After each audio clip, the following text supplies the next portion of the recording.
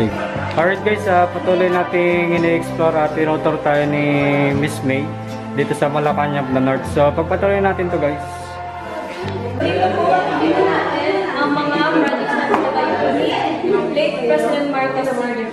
Ito po, yung Patapat Bridge sa Katutpud papunta Cagayan Valley, sir. Nung wala pa po ito noon, dito po sila sa tuktok dumadaan. Opo. Ang galing ano.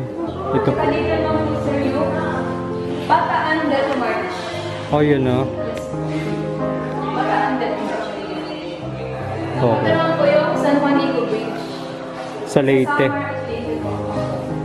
Pinagawa po ito ni late President Marcos Sr. po after nila mag-away ni Mang Imelda as a gift. Pag pupunta po tayo ng Samar, makikita natin yung letter S. Opo. Pupunta naman po tayo sa Leyte, makikita yung letter L. S and L means symbol of love. Oh. Okay po. Tsaka dito naman po yun, pag nasa loob po tayo parang Muslim Center. Yes po. Yes po. Pero pag nag-take na po tayo, nasa taas na po tayo, makikita po natin dito sa tuktok, parang durian slice. Opo. Yes po. Yan po yung mga scenes niya. Okay po. Projects po na yung pinatayo po ni late President Marcos Sr. Okay po. Daming ano, mga projects ni President Marcos.